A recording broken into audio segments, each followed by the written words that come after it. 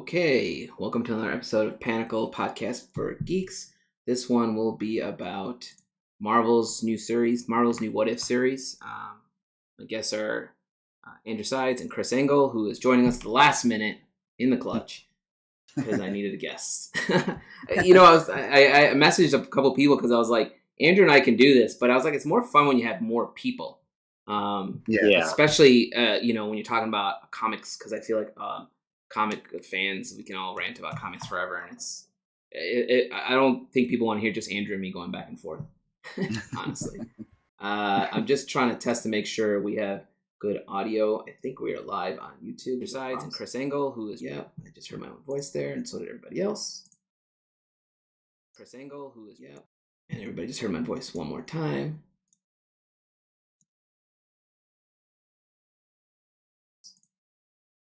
Hear myself. And everybody just heard my voice one more time. Cool. All right. Well, it's working everywhere, so we're good to go. So you guys watched both episodes, I assume, right? Mm-hmm. Okay. We'll get to start with Chris, I think, because he's a big comic fan. What did you think about the series so far, Chris? Oh, okay. So I must have misinterpreted when you hit me up and said you were going to talk about this. I haven't seen anything yet. What? Did you think I was talking about the comic books? Yeah, I thought you were talking about the comic books. Oh, okay. Well, I mean, we could definitely talk about the comic books too. That's going to be part of the conversation. Wait, so tell me about this TV series. What's going on? I know nothing right now. Oh, okay. Okay, well, we're going to be talking some spoilers here. Are you okay with that? I can handle spoilers. Okay. I have a feeling that some of the upcoming episodes will eventually be taken from the comics. I don't know if the two that have been aired have been from the comics yet or not. They might the two that have aired right now, they took basically from the movies. They're starting with the MCU universe itself, and I think they're doing that on purpose because they want because people are watching this show don't really a lot of MCU stuff is focused on not the comic side of things, but the MC, like literally the movies and the shows. The people that are watching these shows I don't know if you were to put a percentage on it, I'd say maybe 60% of the people are comic fans. The rest are even less maybe. The rest are being pulled in from the movie universe, right? Like the way we would talk about comic books, some people only have the knowledge from what they've seen on film.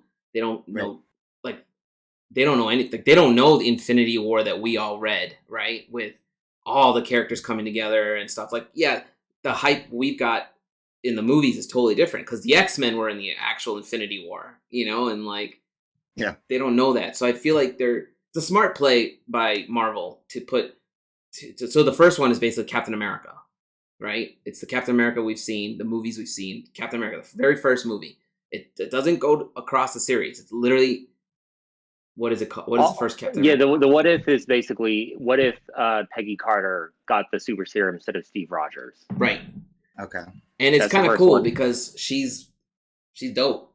I thought it was awesome, And then they kind of they twisted the storyline just enough where it's she's dealing with pretty much what she had to deal with on her own series too, right? Where she's a woman, so they give her a hard time about being a strong woman and getting the job done.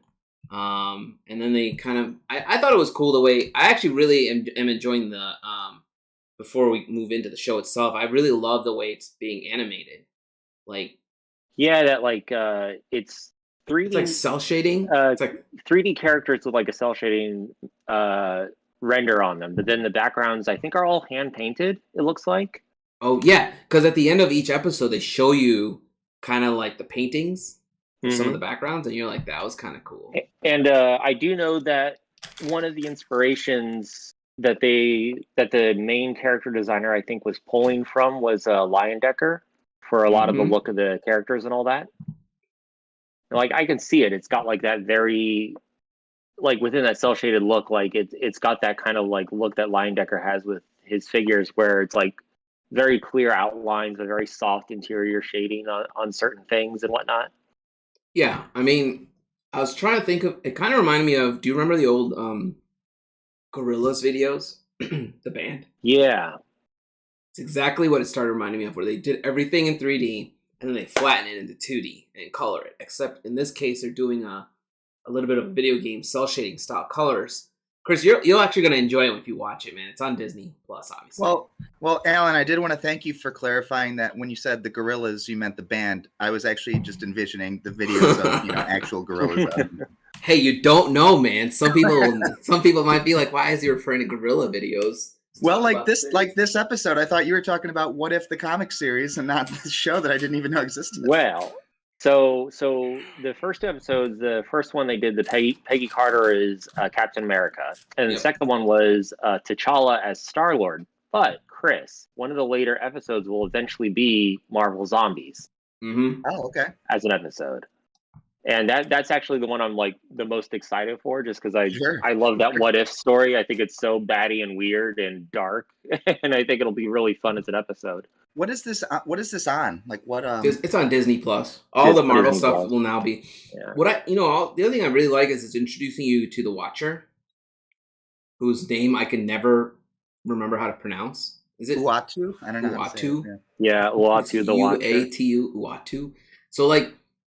You get to meet this character that's a big part of the Marvel universe, right? Like he's the Watcher, and if you read the original What Ifs, he was always like the I can't remember the host of the Twilight Zone, but he was like that dude, right? He would show up and be like, in this universe, Rod Serling, yeah, and you'd be like, oh, what cool thing are they? Because I was trying to explain the series to my wife the other night, and I was botching it up completely because it's like. Because I went with like the old stuff I read, like what if Punisher killed Spider-Man, and right. what if Wolverine never joined the X-Men? Remember, and he's an agent of S.H.I.E.L.D. And she was like, doesn't S.H.I.E.L.D. sometimes work with the X-Men? I was like, yes, but they're two separate entities. And she was like, but they work together. And I'm like, the point is, he didn't join the X-Men. You should have just said it's alternate reality stuff. That would have been a smart way to say it. But my brain was like, oh, she wants to know about What If? Let me tell her about all the What If comics. No, you went too much in the weeds. Yeah, I just dove right in. And goes back to my original thing I was saying is these series are really designed or created for... the fans that are watching the movies and the shows, and then secondary are the fans like ourselves. So they sprinkle in little things for us, right? Like where you're just like, hey, like Howard the Duck, is in the episode with the Collector, right? And you're just like, and they got back Seth Green for that voice. Mm-hmm. I recognized him immediately. What's this question? What does series like What If mean for comics canon or the whole of a Marvel universe moving forward? That's a good question. Well, like the canon of the comics themselves, or do they mean like the canon for the TV, like the basically the entertainment? My guess is the entertainment side of it, because comics are the comics, and they're consistently just going to do whatever they do in the comics. And Kevin Feige himself has said we're not always going to pull from the comics to tell the story. This is probably like the one like minor criticism I have of the series so far, and I kind of had I kind of went into the show having this idea in my head. I was like, I kind of know in the back of my head this is basically, it feels kind of like it's focus testing for future properties, where it's like, let's see if they like this character. Oh, they do. Okay, we can remember that for future. And like Peggy Carter, we'll have Peggy Carter come back as Captain America maybe sometime. Who knows? It's now something we have in the back of our pocket. I mean, I thought the same thing, but I was thinking on the angle of, instead of consistently trying to film these movies, they can definitely make a series of animations like this, and they would do really well. Yeah, I could easily see them, if certain ideas take better root than others, I could see them saying we can spin that off into a Disney Plus series down the road or whatever. I could also see them saying, hey, we can do this into a live action thing. Just to now that we're doing the multiverse thing, we basically have free reign to basically take any of these stories and make them into a live action thing if we want to. Yeah, that would be. I mean, and how long are these episodes? Like 45 minutes? About 30. 30. Oh, 30. Okay. They feel pretty lengthy for 30s, to be honest. Neither felt supremely quick. Yeah, they didn't feel quick, and they definitely. I mean, when it was over, I was like, "Oh, that was 30." It was about 30, 33 minutes. Yeah, yeah. I've been surprised by how much they've been able to cram within 30 minutes without it feeling like rushed or anything. Yeah, it didn't feel rushed. I'm sorry, I'm just looking through my notes to see if there's anything specific that jumped out at me. What are the other Andrew, you talked about there's a zombies episode at some point. So how do you know what the other ones are going to be? So I just noticed like within the trailer what things they've shown. Some of the stuff they showed basically the first two episodes. They showed like glimpses of Peggy Carter as Captain America. They showed T'Challa as Star-Lord. Mm-hmm. Two other that was an ones awesome episode. That was really fantastic, and we'll talk about that one later. That was an amazing episode. They did show a clip of like Marvel Zombies at like the end of one of their trailers, and it was like, oh, okay, that's coming down the road. Another thing they showed was what if Killmonger saved Tony Stark when he got attacked? Yep. I'm trying to remember if there's any other ones in the trailers. I'm trying to find. I had a list. Keep talking. I'll find it. I actually went into this one. Not knowing a whole lot about like how many episodes there were or anything like that, or where they had planned. So I just went kind of like going by the seat of my pants. Those are really the only 4 ideas I know of. I don't know what other ones they might do. So the ones that they've only revealed so far is Peggy Carter taking the super soldier serum to become Captain America, T'Challa Star-Lord, Winter Soldier versus the Marvel Zombies. Okay, it's Winter Soldier. Interesting. Then I'm guessing the one you just mentioned with Killmonger, but I don't see it on this list. So Chris, like, what other what if stories do you think would be interesting to show off? Well, the what if story that I think I was most interested in seeing fleshed out via comic series or a show would be what if Fantastic Four didn't suck ass. that would be a good story they need to tell. Wow, that's some hate for the Fantastic Four. I mean, do you guys like the Fantastic Four? Can we talk about that super briefly? I've never gotten their appeal. I've never understood the appeal of them. They're the original Marvel family. Yeah, family. I'm kind of in Chris's boat with this. Like, I get it. They don't have like the coolest. I mean, I don't. So I'm not gonna say I love the Fantastic Four because I definitely.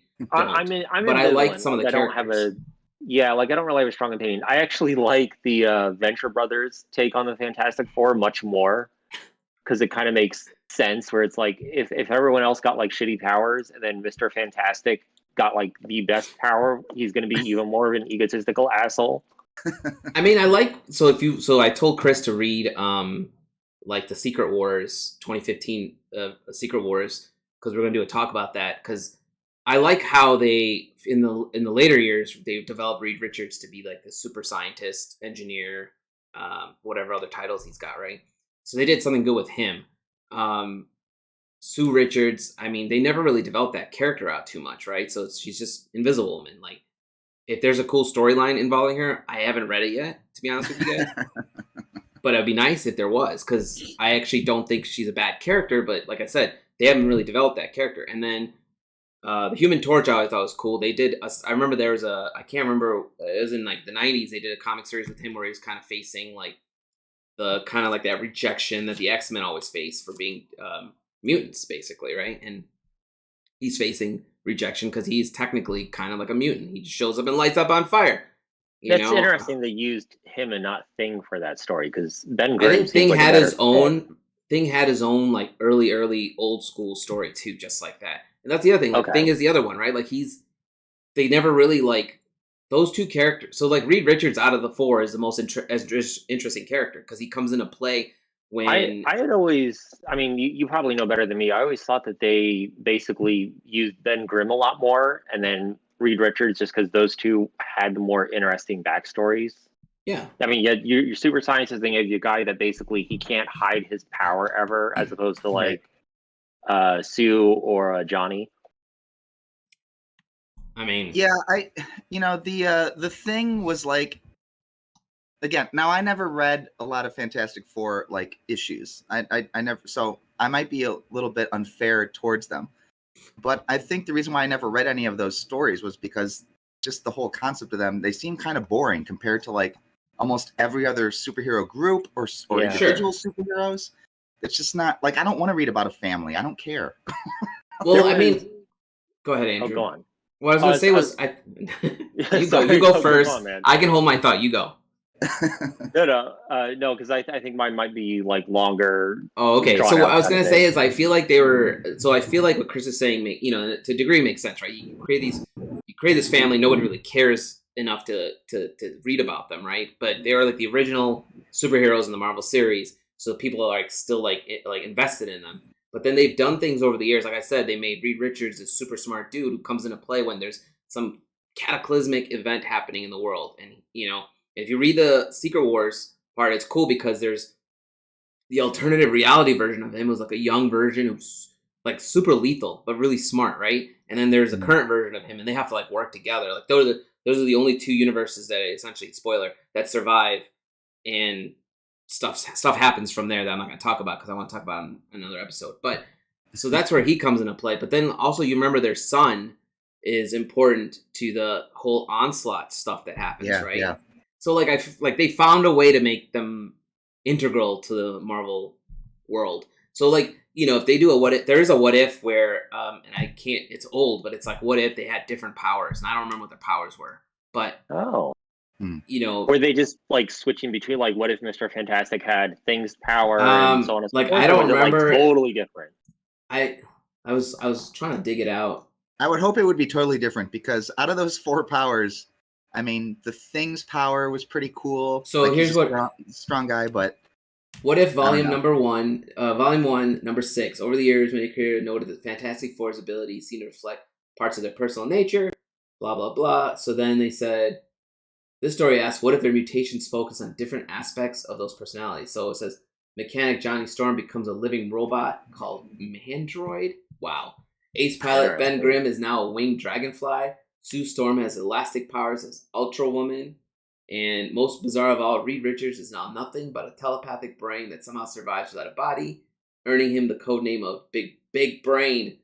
Wow. I have a feeling they're not going to use that one ever. No, it's an actual comic that exists, man. Oh, I know, but I have a feeling. Oh, yeah, they're not going to make a cartoon out of it. They're not going to make an animation out of that one. No, they're not going to do that. Wait, did I hear you right? Did you say that Sue Storm's new powers are basically Reed Richards? Like, she's elastic? Yes, elastic Elastigirl. So that's what I'm talking about. They don't reach on these characters. That's awful. All the other 3 got like different powers, but they just like, well, we'll just make her elastic instead of Reed. That's stupid. I mean, here's like, what if Wolverine had killed the Hulk? It's not fair to her, is what I'm saying. So I have no idea how they are going to adapt them. I know that they will be adapted into live action eventually, since they're on the slate, aren't they, to be released at some point? Yeah. So like, I mean, it's just because I don't know how to explain like the hype behind it, right? People like myself would love to see a good.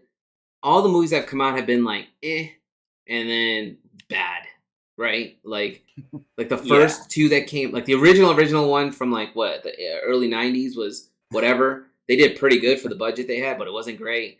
And then that was, I mean, in the end, that ended up being like a tax write-off, I believe. Yeah, it's all like, what it is Fox had to tax write-off. Yeah. Let's get us back to the what if stuff. yeah. Sorry. So we've turned this into a Fantastic Four episode, which we don't want to do.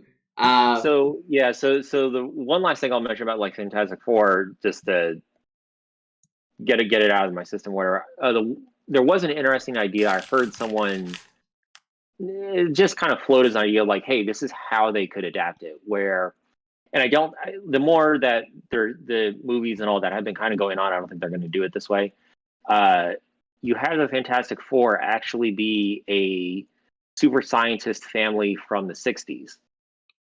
And, their movie starts off with them in the 60s. And then basically it's like a Captain America thing. They end up, one reason or another, they end up getting launched forward into the present. Maybe that's how they get their powers as well. But from that, you basically can spool it out as like Johnny, Sue, and Grimm are now kind of figuring out this whole new world and kind of adjusting to it.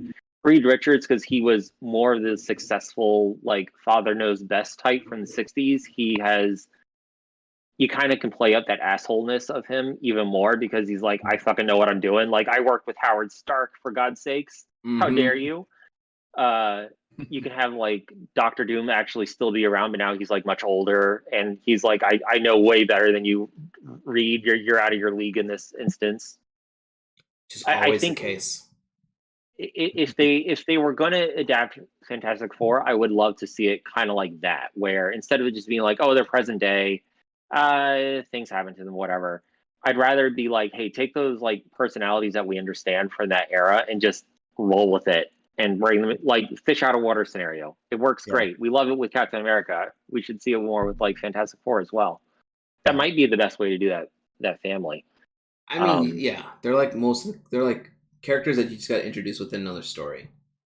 So I figure they're not going to introduce anybody crazy, like they're not going to introduce anything like that within these what if things, like, and no new characters. No new characters. I mean, you might get a sprinkling here and there. Established. You might get a sprinkling here and there because the Star-Lord episode had a couple like randoms, like if you look in the background, especially in the collectors.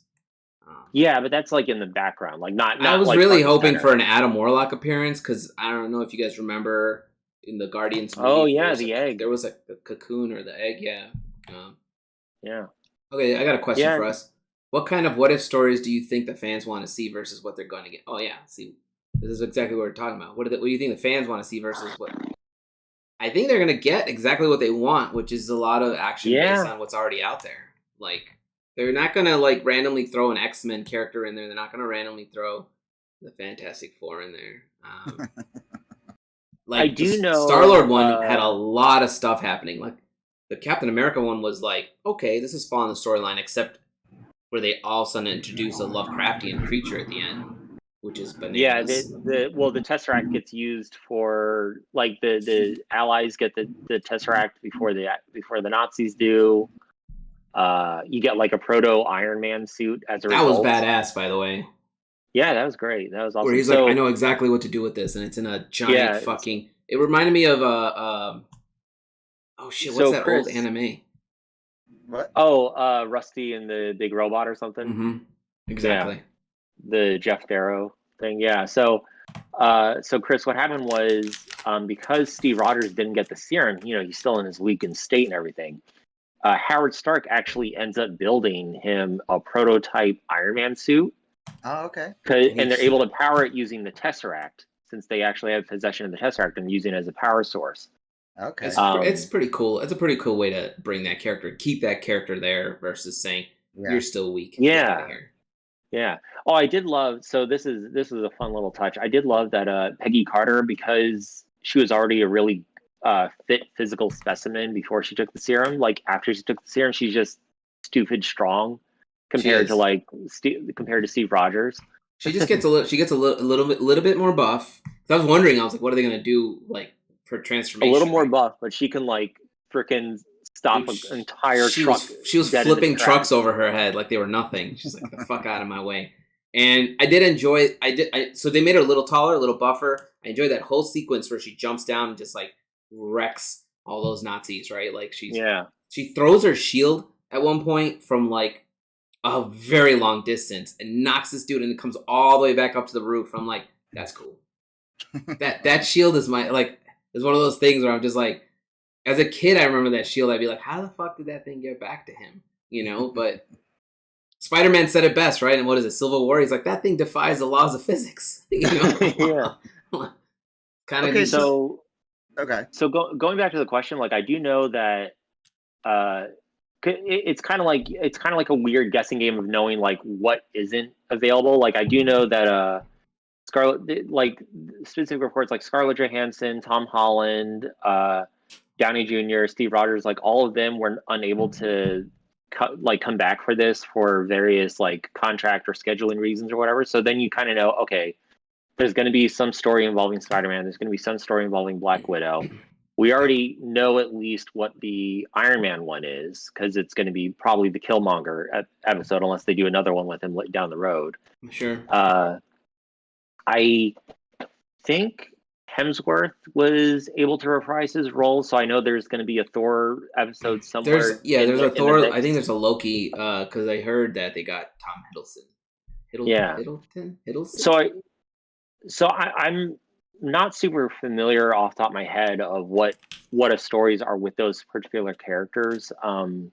So do you guys know which ones which ones they might adapt for like a Spider-Man one, or what they might go with in that route? That's what I was going to Or ask. even like Black Widow. The question being like, what do fans want to see?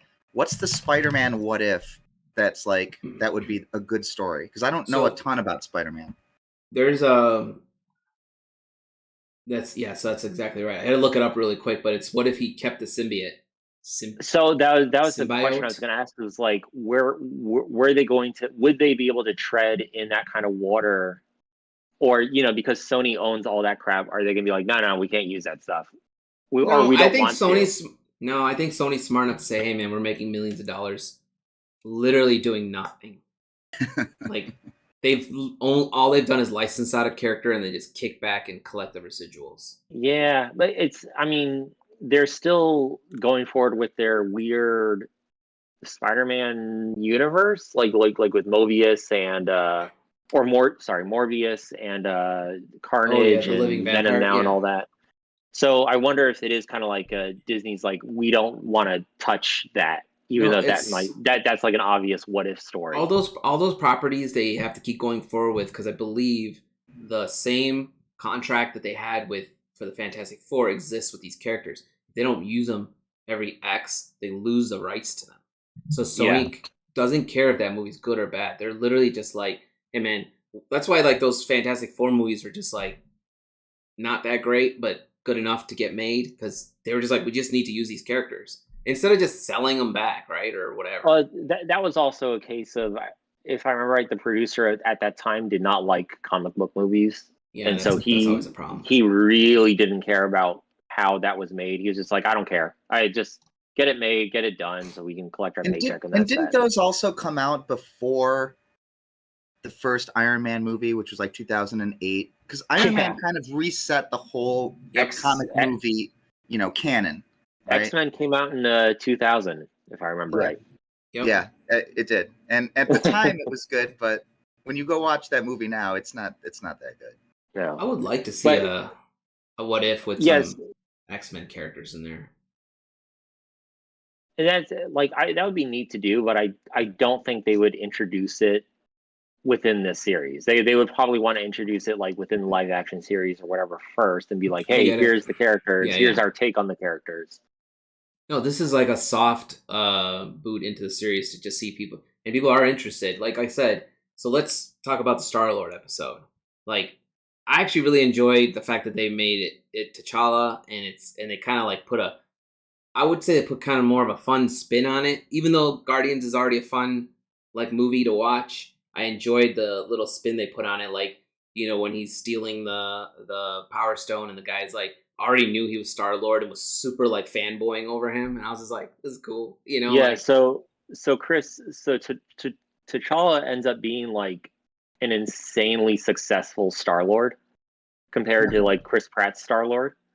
To the point where like he actually stopped Thanos by basically arguing for the better, having a discussion with him to say don't commit genocide. And Thanos, it's funny because Thanos is like, it's not genocide, and everyone at the table is like, it's genocide. It's genocide. It's genocide. He's like, no, it's random. It's random. It's random. He's like, it's random. You just snap your finger. I'm not targeting one particular group of people. I'm targeting everybody. Right. But yeah, like he convinced Thanos to basically give up all of that just through discussion. Jimon, the guy that was fanboying over T'Challa, like he ends up taking him into the Ravagers. The Ravagers, yeah. Yeah, he still has a really good relationship with Yondu and all that. Yeah, they're like buddy. They're like, he's like Ravagers never come out here, never fly solo, and they're like working together and stuff. And I was like, this is a cool. Like, I really enjoyed that take on it, especially like when you see like Drax working as a bartender. He's also fanboying over Star-Lord. So like, he consistently keeps running into people who are like, oh, just Star-Lord. It's just completely the opposite of what's in the actual movie, right? Like who? Yeah. So I thought that was a cool spin. I really enjoyed the story because it involved a collector who I think is a cool character. And they made him like he reminded me of like an anime villain, man. He was just like, yeah. So how surprised were you at Josh Brolin's reprising Thanos? I mean, it's kind of cool they got him back to do the voice. Yeah, I was surprised. I honestly thought like he would pass or something because like I think like right before that or right after that like Drax's character comes up and Dave Bautista, it's like clearly not Dave Bautista's voice, right? And and then like once Josh Brolin like speaks, I'm like, oh my god, they actually like Josh Brolin actually came back as Thanos. That's amazing. It actually got to the point where I wasn't sure if Del Toro was or was not the Collector during that, just because it sounded so off and strange. But was it was Del Toro? So it was. It was. Yeah. I think it was probably just more. It's a different type of acting to voice act versus acting on the screen. Sure. So it might have been something like that, like they were overplaying it, or he was overplaying it just to sell the character a little more. Okay, that might have been, because I was just like, it was, maybe he just couldn't find the voice again because it didn't really sound like him. I had to actually look up the voice actors for the series because they definitely got what's her name for Peggy Carter. They got the original voice actors back for a lot of the characters. Haley Atwell. Haley Atwell, and then they got the same actor back for the voice of Stark. They definitely didn't get Chris Evans for Captain America. They got a guy that sounded pretty close. I'm pretty sure like everyone except for Jeremy Renner and I think Chris Hemsworth were of like the original group were unable to return. Only those two were the only ones that came back.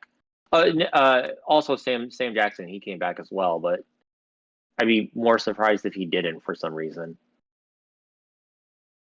I just remembered, wasn't Chris Evans the Human Torch in those movies? The Fantastic. He was in the original. They should do a what if somehow tying. What if this one man was actually both? They should do something. That would be incredibly funny if they did something like that. Like he's like leading dual lives. It was like a throwaway Easter egg, so it's not going to amount to anything at all. But I do remember, like in the first Captain America, they actually had the original Human Torch, like the robotic Human Torch. Yeah. Right there. Yeah. It's kind of like poking fun at him, but at the same time, I still remember. Yeah, I don't want to get in a Chris Evans conversation. I was gonna say, like, I'm looking through my like notes of things that I quickly caught when I was watching the Star-Lord episode, and there's really, like I wrote down, I thought it was cool that Nebula has long hair and she's actually like kind of like an agent that's working with them all and not against them all. So that's the cool thing I think I really liked about this episode. Like people were really working together, except the Thanos's what are they called? The Black Order. They basically were against them. Right, they were. Yeah, they defected over to the Collector. Yeah, they all worked for the Collector. Obviously, he did not convince those guys to go their own way. But I also noticed, if you watch the episode, there's a scene where this is just a funny Easter egg that I really enjoyed. Was there's a scene where T'Challa runs into one of the Collector's rooms, and it's got all these like ships, and in the bottom left corner, one of the ships is an X-wing. Like, I didn't see that. I had to like rewind it and pause it to be like, that is definitely an X-wing. So then I quickly looked up Easter eggs for that to see if anyone wrote about it, and then this one guy wrote, what you see in there is the original Milano, Captain Marvel's prototype jet, an X-wing fighter, the Grandmaster's ship, a Xandarian ship, and one of Ronan's Necrocrafts, and Ant-Man's quantum bubble ship, which I didn't notice that either. Huh. And obviously the X-wing is the most interesting one. I'm very curious to see, like, you know how like at the end of each of these series they release like a behind the scenes like short movie or whatever about it. I'm very curious to see the one for this series, just because I want to see all the technical stuff in terms of like how they put this all together. Yeah, I would love to see how they created the animations. I would love to see how they got people back in, and it'd be fun to actually sit in the writer's room, because like it would be fun to see, like, because like we said, these first two episodes are really just taking the existing movies and changing them up. Like I want to know if anyone's in there saying, let's use this cool what if comic from when I was a kid. I would like to bring that, and I don't know if they will, because it's really hard. So I think they're going to have some of that, because I do know that the showrunner, like he explicitly called out the Marvel. He's like, we have to do the Marvel Zombies. Like it was a no-brainer. Of course we had to do it. Right. Out of all like the what ifs, you have to kind of use that one as a thing. But yeah, it's weird because whenever I think of like all the what if stuff, I'm now thinking like, okay, the issue is like the way they're doing this now is like they want to show it using. I'm assuming they want to keep it the stable within like MCU characters that have been introduced, so that kind of limits your prospects in terms of what can actually be shown and what can actually be done. Like what we were talking about Spider-Man earlier. I honestly don't know if they would be able to do the symbiote or if they would want to do the symbiote just because they haven't introduced it into the MCU. So they're gonna, so it might just be a case of like, we're not going to do that. Maybe it'll be something more like, I don't know, what if, let's see, like you could either do like, what if Spider-Man saved Uncle Ben or something, or it'd be something maybe more mundane like that, or what if Spider-Man became Iron Man, which is like, we kind of saw that already though. Yeah, you kind of have Iron Spider, right? So you gotta like, so I don't know like what they would do with Spider-Man if he has like his own episode devoted to him, which he might. You gotta do like, what if Loki succeeded in defeating the Avengers or something, and then I could see something like that. Right? That would be an easy sell because people love Loki. They would not be that bent out of shape if he actually won. I don't think. Right. Just it is what I expected for the Loki series, and they didn't go that way. So I wouldn't mind seeing a what if of it. I had an idea for another what if yesterday based on the movies, but I can't remember. My notes. I've got a lot of X-Men what ifs. Yeah, that's the thing. Like I remember a lot of the X-Men ones, or a lot of like the other ones where it's like, what if Punisher killed the president or something? Like the one I have is what if Punisher. The one I have is what if Punisher killed Spider-Man. It's like the cover of it is like him shooting like Spider-Man through a scope. Was that a McFarlane cover? Huh. Oh, it's what if Punisher killed Daredevil. Let me see. Oh, okay. No, that's the other one. Where's the Spider-Man? Oh, yeah. So I was right. The cover is the McFarlane cover is the one with Spider-Man's just dead, and it's Punisher like looking through his scope. I love that all the Punisher what ifs are just what if Punisher killed a guy. Yeah, pretty much.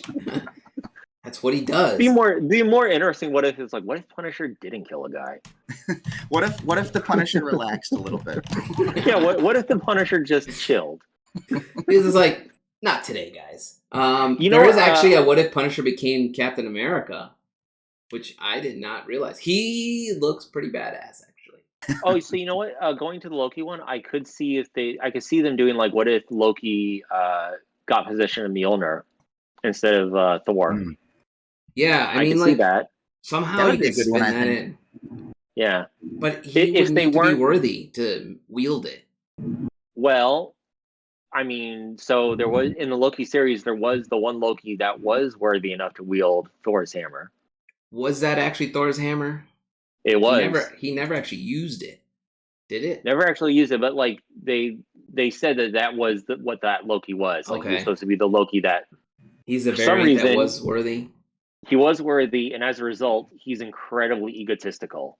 Because he's like, I can fucking do anything. That's why he's like, after I defeated Thanos, I collected all the Infinity Stones. It's like, no, this is bullshit. He's talking bullshit, maybe. That's right. Also, real quick on a side note, I forgot that when they're fighting the Collector, he's got Korg's arm. Yeah. So I was just like, did he kill that dude? Like, he's a cool character. Absolutely. He's wearing like a coat. You know, remember Korg from Thor at all? The big rocky dude? No. Oh, have you seen Thor? The last one. I saw Ragnarok. So Ragnarok, okay, there's in that. He's a character. He's the really talkative, like the Australian voiced actor. New Zealand. It's a Taika Waititi. Okay. Oh, he's in that prison with him before he goes out to fight for the first time. He's a big rock. He looks like a big He-Man character, almost like real rocky. I have a vague recollection of him. Yeah. So the Collector is like wearing his arm as like a Lionel style gauntlet. Oh shit. Yeah. Some other Easter egg they had in there is like they also had Captain America's shield and Thor's hammer within the little arsenal that the Collector was pulling out of. Yep. I think he had a few other weapons in there too, but those are the first two I noticed offhand.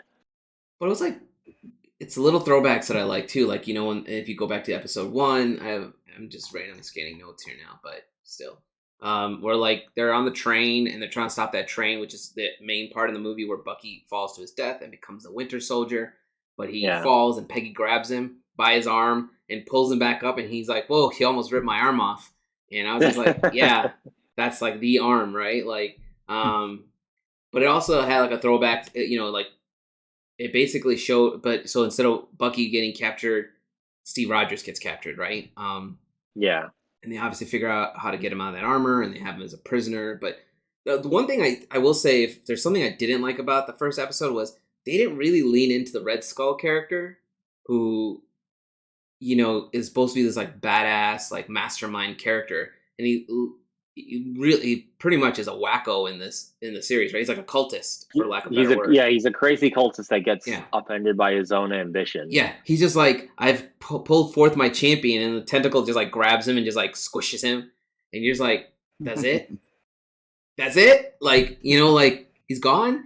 And I was just like, well, okay, I didn't expect it to end that quickly for him, but there you have it, But I did think it was cool how they, so when they made Peggy, like they gave her the shield and the sword, she kind of reminded me of Captain Britain. Yeah. Which is not her name, obviously, but he's another character that's, what is it, Excalibur, right? She had a very Captain Britain feel about her. And I don't know if that's intentional or if that's just my thinking, but I thought it was cool. And I thought it was cool how she they probably herself. had some call, like they probably wanted to call back to that without like being overt with it. So Sure. yeah, you're probably right in your thinking that they were purposely calling that out. I mean, I thought that that episode was great for an intro episode, because also how they ended it with, kind of the same idea, right? She sacrifices herself. She's not frozen in ice. She's in that whatever dimension for X. Yeah, the dimension. 70 years. Then comes back, and then she meets Hawkeye and Nick Fury, just like, kind of like when Captain America wakes up, right? He meets Nick Fury. Yeah. It's just like, calm down. The war's been over for 70 years. And she's like, what? I just thought of this. We might get a future What If episode with Ego, the living planet. Oh, yeah. Because you saw the end of it. It's odd. Yeah, because I think it's odd that they would have Kurt Russell back for just like one line and that's it, That's a good point. Why would they only have him for one line? I mean, it's possible. They're just like, we just need you for this one line.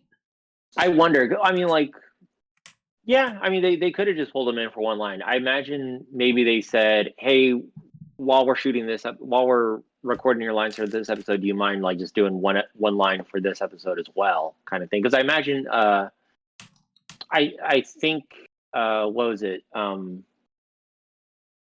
The actress that plays Michonne and on Walking Dead, that also is in the Dora Milaje. Mm-hmm. She has like a one-line thing in T'Challa's episode, and I'm pretty sure she's going to come back within the Killmonger episode as well, since it's also Wakanda based. That's true. I mean, yeah. I mean, why not spin those characters back in, right? Yeah. Hey, maybe we'll get a Ultron What If.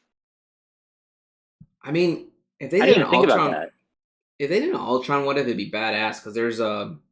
I don't think it's a What If comic, but there is a series where it's basically like Ultron wins the war and destroys mutants and stuff, right? And it's in like a post-apocalyptic future where Wolverine and I forget who, they go back in time to kill Hank Pym, because in the comic books he's the one that creates Ultron, right? Not Tony Stark and Bruce Banner. But he literally goes back in time and he fucking shanks Hank Pym to try to change the future outcome of Ultron's being created. But it's kind of like a weird never-ending loop, like it's going to happen regardless, but it's a really well done series, and you could easily do a What If Ultron. You can easily do it with any villain that lost, though, right? You can be like, what if this guy won, or what if this happened? Like, what if you can't even do it? What if Thanos won, because he did do the fucking snap, right? So yeah, he won in the end.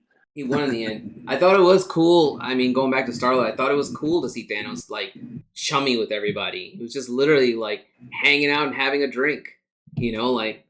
And does then gardening now, apparently. Yeah, like when you see T'Challa and Nebula speaking, she's like, "Oh, he just stays at home and gardens now." You know, like, but it wasn't after he killed a bunch of people. It was literally just after they had a conversation. He's like, "Yeah, you're right. I shouldn't kill everybody." You know, like, but they never tell you like what happened to the stones. I don't remember if they did. I don't think they were even collected, to be honest. Yeah, he might have just been like, whatever. That's true. Yeah. Oh, I did have a note about so when you talk about collecting, there was I think it was in the Infinity Gauntlet where he collects there's a specific stone he has to get. I can't remember which one it is, but there's somebody like I think it's called the Garden of Embers. Like these plants grow around him, and he's got to like win over to get that stone. And I believe that's kind of what they had at the end of that episode in the container. Remember, she sprinkles like three embers into that dude's mouth, and the whole fucking nowhere turns into a giant, never-ending forest. So I think it's the same thing from the Infinity War, but I haven't found anything that confirms it. So that's what it felt like, though. If you guys know what I'm talking, if anyone knows what I'm talking about, please feel free to chime in and correct me. Hey, I just want to throw this in before I forget because it's been sitting here. We did that Transformers episode, and I forgot to show you this Transformers shot glass that I have. Nice. Ooh, that is very nice. So I'm gonna do a shot and out of the Transformers.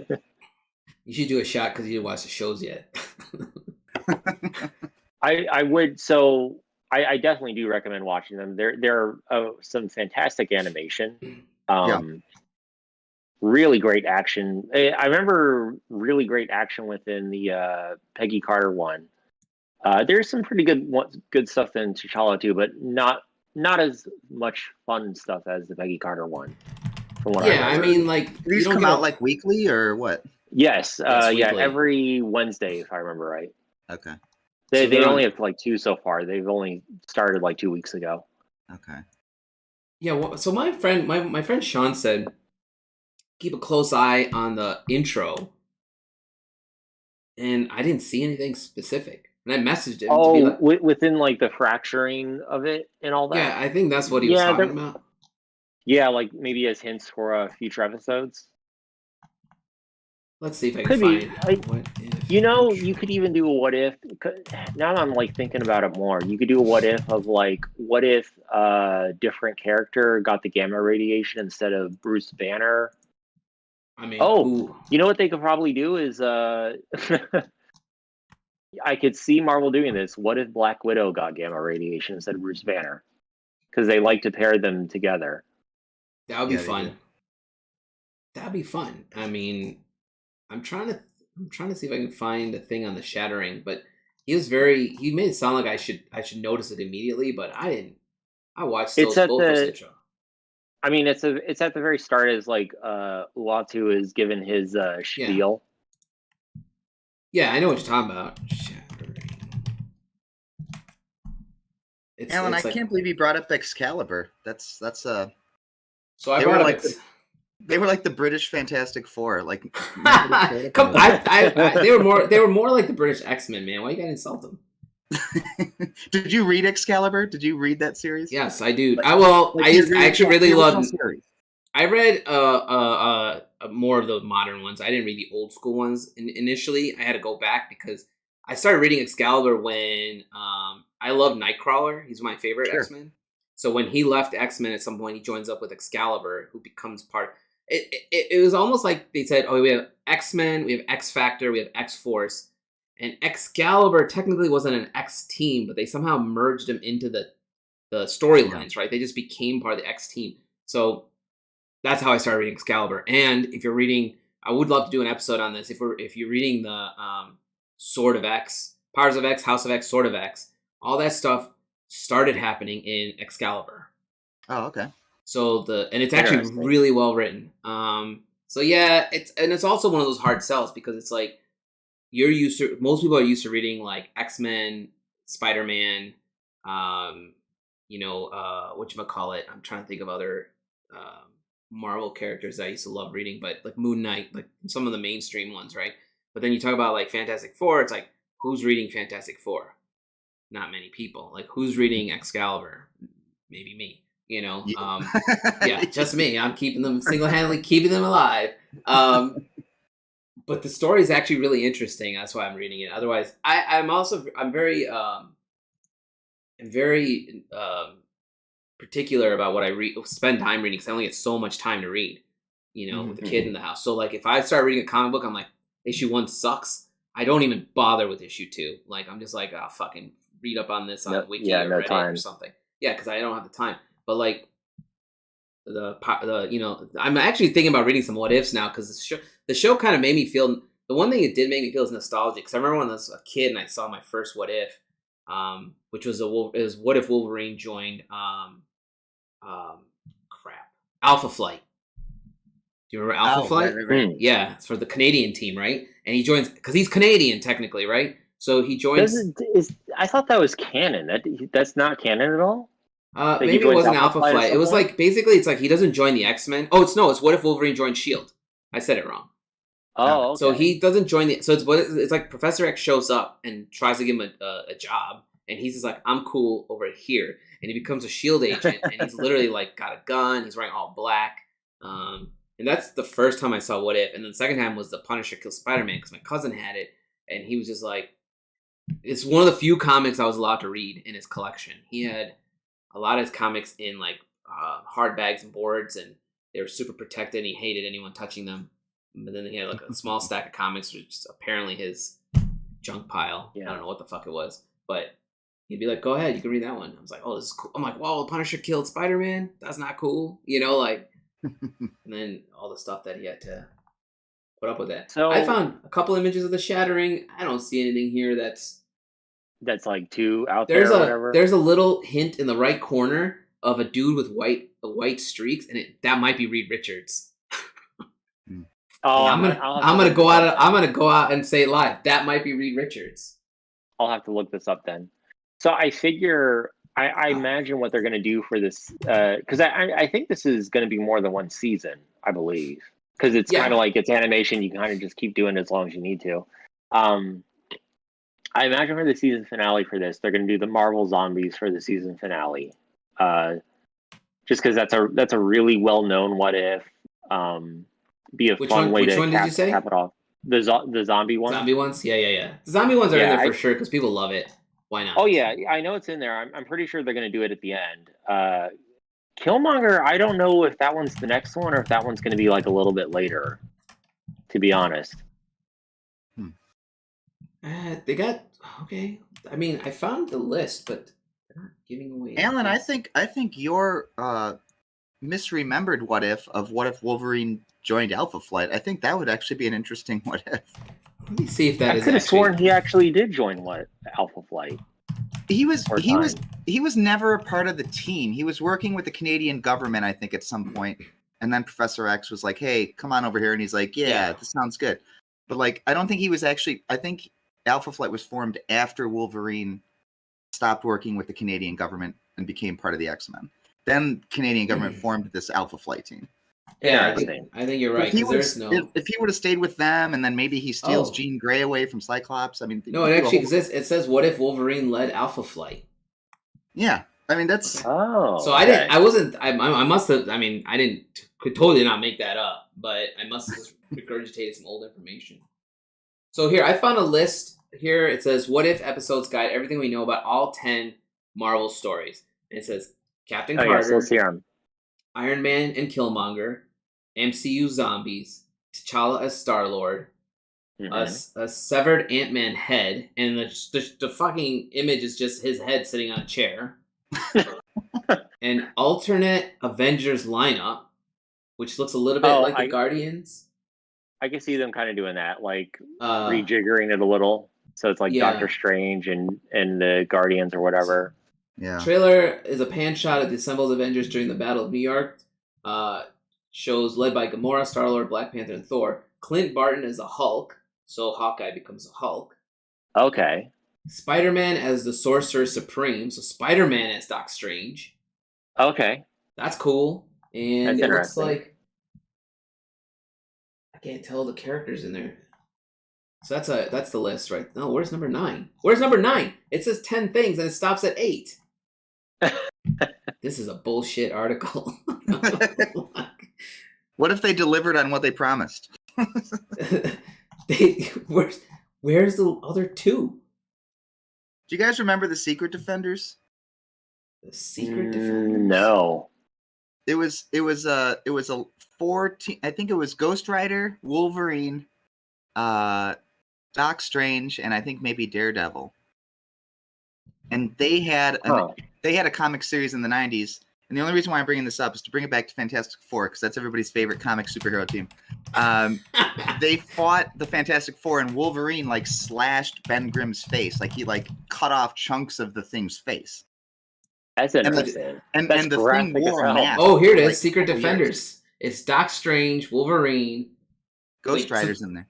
So the cover I found here has got Doc Strange, Dark Hawk, Wolverine, some dude who looks like Renegade with two guns. I can't remember his name.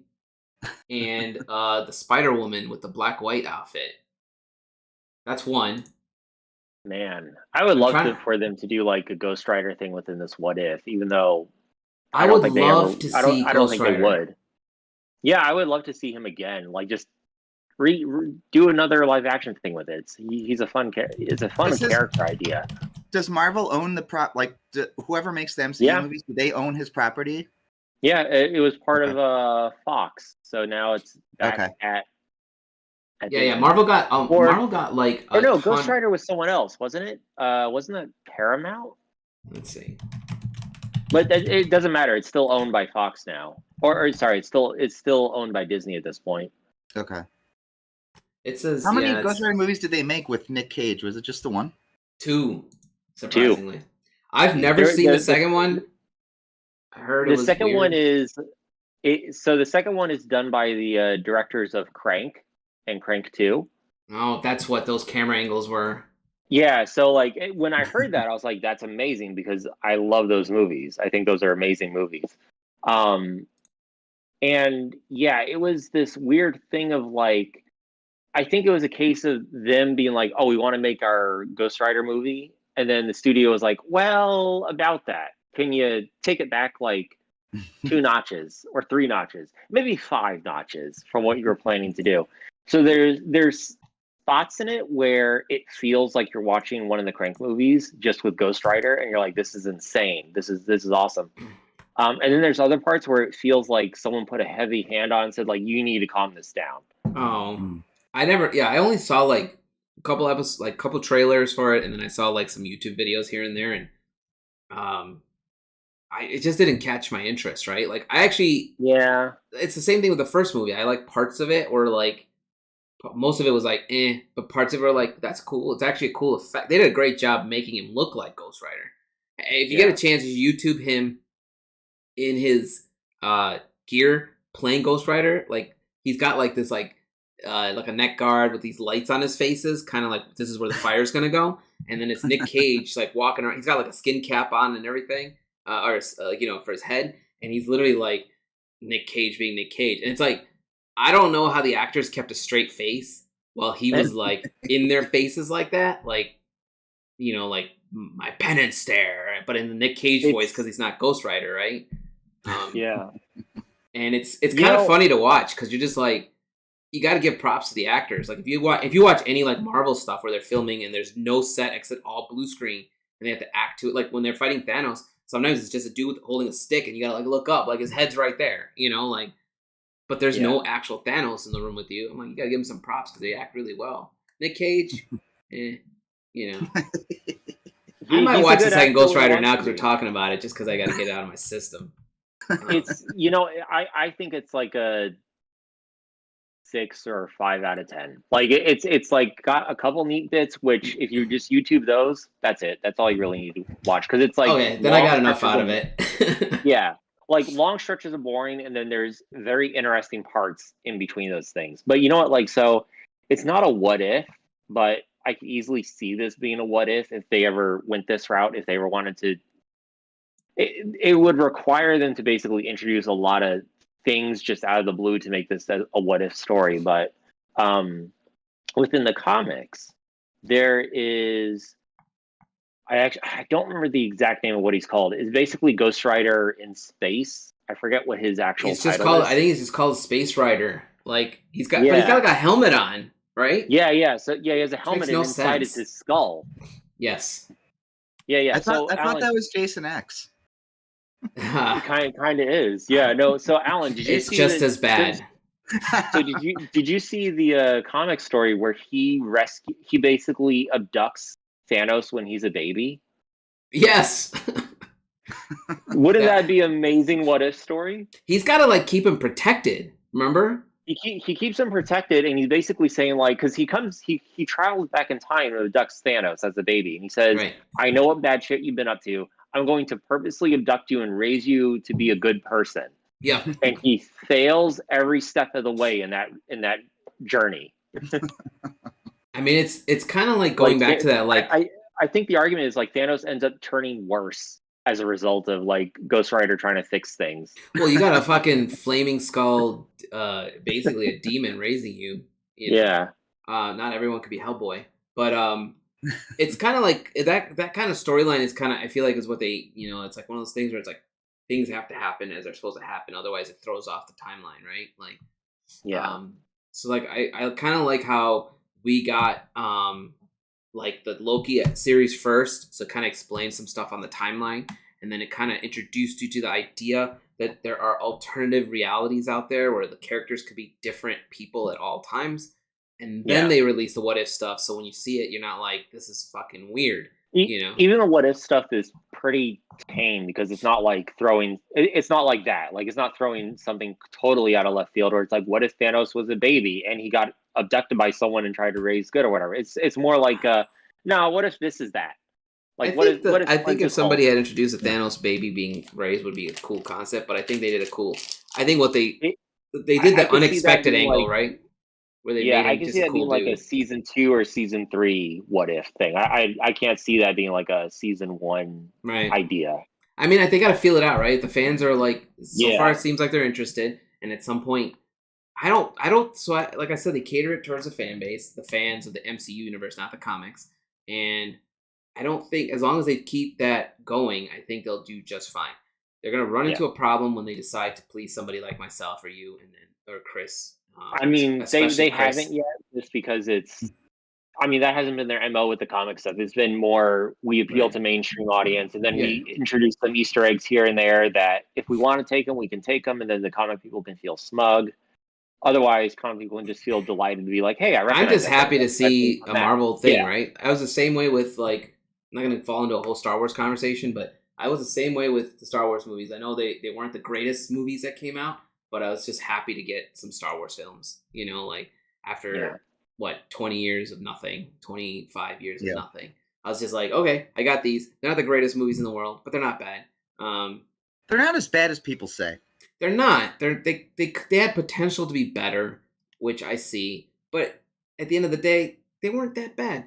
Like, we can do a whole Star Wars talk later, but it's the same thing with the Marvel stuff, right? Like, I'm as a Marvel fanboy, I love Marvel first and then DC and then down the line. But Marvel, like, was always the first set of comics I read as a kid. I wish I could figure out what happened to them, but I used to have a lot of old X-Men comics and stuff. Like, I started reading X-Men way before. Like, I got back into it when Jim Lee started, but I got into it way before that. Again, my cousins gifted me comics. But, like, I don't go into these movies. Like, initially, when I first saw the movies, I'd be like, that's not how it happens. But then I realized that's never going to be how it happens. Like, it's kind of, what's what I'm looking for. And if it's adopted too straightforward, it's no fun. That's like any adaptation. It's too messy. Well, it's also like it was nice to hear. Translate well. Like I said earlier in the show, it was nice to hear Feige say, we're not going to cater to the comic fans. We're catering to an MCU universe. That doesn't mean we're not going to take ideas from the comics, which you absolutely should, because they're there. Like, you'd be stupid not to. You'd be DC. You'd be DC if you didn't. That's what you'd end up being. You'd end up being the DC movies. I'll fucking say this: they suck ass. They have potential for greatness. The script's literally there in the comic books, and they just don't use them because they're like, for some reason, they don't even want to use a third of them. I was going to say, if you wanted to know why, we just have to go back to our discussion of Army of the Dead. and you could just circle it right back to who that's the fault of. Because now Oh, yeah, the yeah, more yeah, yeah. recent DC, That same dude. the more Yeah. yeah, the more recent DC stuff has been really fun. Like the Suicide Squad was really Oh, enjoyable. I have to watch that because everyone's been on my case all week to watch it. They said it Oh, looks great. Alan, yeah, you'll enjoy it. It's really fun. Chris, go watch Suicide Squad. We can do a talk on it later. Yeah. Actually, watch the any what other- ifs, because then we'll do a call after 2 more. We'll do 3, 4. Yeah. Well, what about our talk about sequels? We were talking about movie sequels last time with Transformers. Remember? Yeah, it's on my list. I have the Death Wish movies. I still have to watch the Death Wish movies. I've only seen. Just watch the first one. You're good. I've seen. No, but Andrew was saying that there's some good stuff in like 3 and 4. Whichever one, I think it's the 4th one that has him blowing up an apartment using a bazooka. That's worth the price of admission. You can YouTube that clip. You don't need to watch that whole movie. In that same one, he leaves a car out purposely so he can shoot some guys in the middle of the street. That's the one I was talking about, where these 2 dudes show up, try to steal this car that just has parked there, and he's like, "That's my car!" Blam, blam, and just walks away. He literally just walks away, like, dude, you just killed 2 dudes in cold blood. You're not even gonna like. So he's like Charlie Bronson is the Punisher. He's the Punisher. He's like the Punisher, except he just goes back and has dinner afterwards. You know, like he's like if the Punisher was a sack of potatoes. Yeah, like he's literally like sitting by the window eating a steak, and he's like, "Oh, it's time to go kill these 2 dudes. I'll be right back." You know, he's like, "I knew they couldn't help themselves." Yeah, he's like typical. Ones, I mean, I don't think Bronson's like a good actor or anything. Like even in the first Death Wish, he's kind of phoning it a little in. And then the later ones, even more so. So I mean, he was known for you westerns, just gotta watch right? it for the spectacle of it. Yeah. I remember watching him when first he was in westerns, and then he moved into these action movies. And the problem is like just running around in like suits and shit. I'm like, dude, if I was about to go kill a bunch of gangbangers, like if I had an arsenal and I'm like, I'm gonna go kill about 10 dudes, I'll be back. I wouldn't be like, let me throw on this 3-piece suit real quick. You know, somebody find my loafers, like I'll be back. You know, like I need those for sneaking. You know, like it's just weird. Yeah. How do we get to a talk about this? Sorry, I brought it up. Sorry. So Alan, is there any other questions about What If? Anyone watching? You guys, any other questions? Please ask away. And I'll go through my last set of Easter eggs. Or any other comments? Yeah. No other comments yet. The only Easter eggs, other Easter eggs I have is when T'Challa's ship is flying away, instead of saying Milano, it says Mandela, like a callback. Oh yeah, I did see that. I did see someone else call that out too. Yeah. And then when Drax and T'Challa take a photo together in the bar, he says, "Let's take a picture so I can send it to my wife and kid," which tells you they're alive in that universe because they're dead in the Guardians universe. Because Thanos didn't genocide them. Ronan is the one that killed him. Ronan did. Okay, yeah. Who does get mentioned, but never shows up. He gets mentioned in the beginning where crap. What's the guy's name who recognizes Star-Lord? I don't remember his character's name, but the actor's name is Jimon. Okay, so he says, I got to do this because I work for Ronan and he's my boss, basically. But then and in my head I thought it would be cool if they showed Ronan, but they never really do. I don't have any other things to talk about. I think I went through everything I had on my list. Yeah, it's really fun. If you haven't seen it yet, you should. Yeah, it's really fun. You check it out, Chris. I'm definitely going to go pause the intro break again and see if I see anything that I might have missed, because... And then you're going to go watch the Ghost Rider movies. I mean, I know it. So the only part I like, I'll say real brief, the only part I like about the first Ghost Rider is the scene where the current Ghost Rider and the old Ghost Rider are riding to go get that dude, and they're riding through like the desert, and it's like a flaming horse and then the motorcycle riding together. Mm-hmm. But then the dude like takes them. The thing I hate about that scene is he stops at the edge and he's like, "This is as far as I can go." Like, thanks for riding along with me, dude. like I didn't need a sidecar. Like, I was like, why did you not activate that ability to the end? Like, activate it when you get to that town so you can help me fight. You know what I mean? But instead he activated it to go for a stroll through the desert, and then he exhausted his power. I was just like, what the fuck just happened? And then now I guess I'll go watch the second one and probably get angry at that. On a quick side note, the Ghost Rider from the Shield was awesome. It's the one, I think his name is, can't remember, Miguel? He basically becomes a Ghost Rider with like the hot rod. Mm-hmm. You remember that? Yeah. They did an awesome job with that character in that show, and the show fell apart obviously because I think they switched production houses or something. But no, it was what is your favorite thing. Marvel movie moment? Oh, that's a tough one. One of my very favorite ones, and I know that X-Men aren't in the they weren't in the MCU at this point, but that X-Men movie, I forget which one it was, where Professor X and Magneto walk into a bar to approach Wolverine to like talk to him, and he just says, fun. "Fuck off." Yeah, that's from that's First Class. That was an awesome. Hugh Jackman said he would come back. He would only come back as Wolverine if the MCU called him back in. Like, he refuses to. Obviously now the MCU owns all of it, so he probably might reprise the role at some point, but in the multiverse. But he definitely wouldn't have come back for Fox. He's just like hated those movies. I don't know. Like, I actually really if I was trying to think of like one of my really like, oh my god, this is so exciting moment for me was Sam Raimi's Spider-Man. Again, it's not in the MCU universe, but Spider-Man was one of my all-time favorite superheroes growing up. And there was that weird television show that was on with the dude with the big afro. It was a white dude with an afro, and every time he put on his mask, I'd be like, how does he get all that hair in there? But side note, but when Raimi did that movie, like the scene where he first gets his power and he starts climbing the wall, I was like, oh shit. Like, that is amazing. And I was just like, this is so cool. Like, cause it's a visual, it's like one of those things, like, and then like the next favorite part of that movie was when he goes swinging around in his costume for the first time. Like, it's like stuff I never thought I'd actually see visually because technology was just catching up, like, will I ever get to see it? Then now you have like, you can literally do anything now, right? Like when I first saw it's Tom Holland, he's a new one, right? Mm-hmm. Is that his name? I always screw up his name. But like when you first see him in Civil War, he catches the shield and then he flips. Just in the trailer, and you see his eyes open and close and stuff, and I was just like, that's awesome, because it's just like the wisecracking. Like, and then when he's fighting the Winter Soldier and Falcon, he's literally like, Falcon literally says, "Hey, I don't know if you've ever been in a fight before. You don't talk this much in a fight, right?" And he's like, "Oh, I'm sorry." And then his eyes get real wide as a door goes flying over his head, right? Like, but it was like that whole sequence is like stuff I never got. I guess my point is I never thought I'd get to see Spidey move the way Spidey moves. Yeah. Does that make sense? And yeah, you figured thered be some kind of limitation in real life.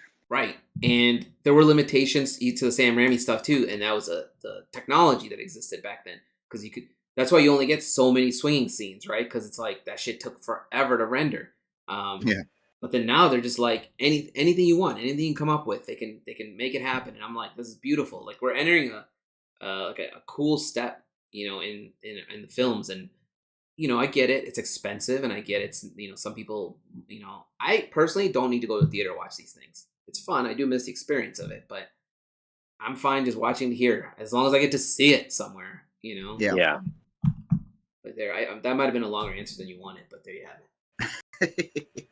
I was trying to think of a funnier answer, like what's my first, like I've seen that old school Captain America movie, the really hard one to watch. You know what I'm talking about?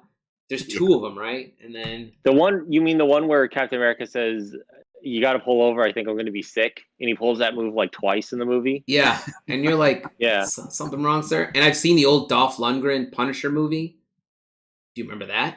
Oh, I remember. I have not even heard of this. This is amazing. The original Punisher movie was Dolph Lundgren. Like, he dyes his hair black. He looks kind of like the Fonz. He's got like a black jacket with the sleeve rolled up, and he just goes. He does what Punisher does. It's a rough cut version of that movie. I don't know who produced it or. I'm a big Dolph Lundgren fan. I'm gonna watch this as soon as I can. Yeah, you look that one up. Let's see. It's it doesn't even. I typed in Punisher movies, and it doesn't even come up on the list. I've never heard that he played the Punisher. This is my mind is blown right now. Here, Dolph Lundgren, the Punisher. It's cool. It's got a cover it's got like a bike. He's standing in front of it, and it says "Judge, Jury, Executioner, all in a day's work." You just look up the cover when you get a chance, and then This sounds awful. The version, it's a rough movie to watch, but it was one of those things where like that's the first time you got that character on film. Did this come out like 94? Yeah, it got to be earlier then, because it sounds like earlier. It was when Marvel was like really hurting for money.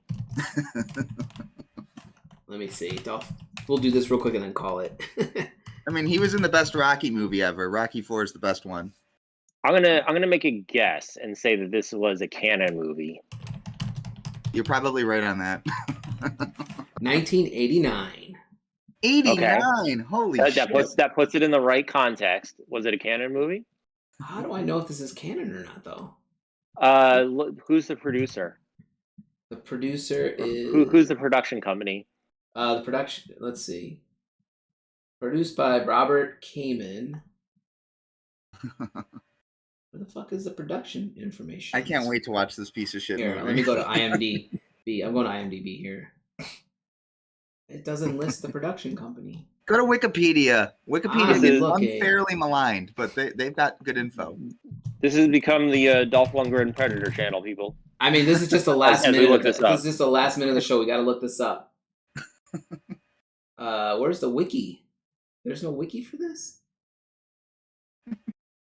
Why am I having such a hard time surfing the web? I remember the first time I used the internet. It was very Shut the fuck up. Here, production. Production. It doesn't say the production company, man. It literally says filming took place in Sydney. Production, Nicole Kidman was initially cast as Spy Rumors.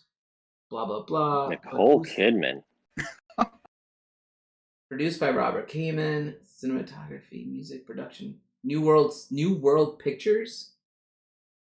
Oh my goodness! Okay, really? New World Pictures. It says Carol Co. Pictures. New World Pictures. Distributed by Live Entertainment. Yeah, New World had some bangers back in the day. Yeah. Did they? Here we go. Films. Yeah, I don't know any of these movies. I mean, the Velvet Vampire. That was a Roger Corman movie, basically. Yeah. TNT Jackson, Death Race. Yeah, none of these are. But like, if you get a chance to watch it, it's one of those movies that's like. It's a similar. My point is, it's similar to those old Fantastic Four movies or the original like Captain America movies that came out early on. It was like low budget to a degree. Yeah. Yeah. They didn't go bananas with the characters. Punisher, is fairly easy character to. You just need guns and an angry dude, right? I may have to look this up then. This is interesting. Yeah, let's have an episode just on the Dolph Lundgren Punisher movie. I mean, that's gonna last 5 minutes. Yeah, that's pretty much the. Okay, well, anyone who's just tuning in now, if you want to talk about What If real quick, you can ask questions. Otherwise, I'm going to call this a day because we've gone into an area I didn't expect us to go. We will need to do a B-movie podcast at some point. Just to talk about all kind of things like this. We should do a Marvel B-Real movie because there's a bunch of stuff we could do. You know what? What if, to tie into the What If, this is real quick. But did you guys see The Good Son, the movie The Good Son with Macaulay Culkin? Yeah. What if she dropped the other kid?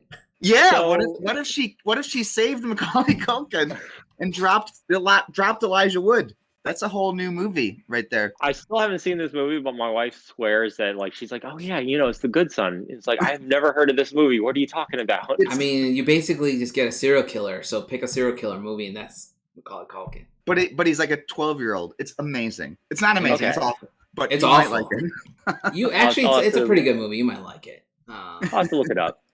Punisher, not so much. I'm gonna go watch Ghost Rider 2 because you guys have recommended it, and I better not be angry. Ooh, I mean, it's a very soft recommendation. Like, don't go in expecting it to be amazing. Just okay, great. Maybe I'll just watch some YouTube clips of it and call it a day. Honestly, watch the YouTube clip of him doing his transformation on the street, then call it a day. Be like, there you go. Save yourself 2 hours of boringness. Because It's mostly a very boring movie, to be honest. Great. So it doesn't hold. That's what you're telling me. Yeah, those are the characters Okay, I don't want to get on tangent. Let's call this a day here. Yeah. And then we can talk after. Give me a second. All right. Well, thanks for everyone who's watching. There were a few people watching, and thanks Nelson. He asked a bunch of questions. It's really cool of him. Next Saturday, I have Daryl Lauder on. He's a director over at Greater Than Games. And I don't really know what we're going to talk about yet. I'm thinking we're going to talk about board games to start, and then I'm just going to let Daryl run it however he wants. So, because I don't think the dude wants to talk about work all day. Yeah. All right. Thanks for watching, guys. Thanks, Chris, for jumping on at the last minute. No problem. Sorry, I misunderstood that you haven't seen it. Yeah.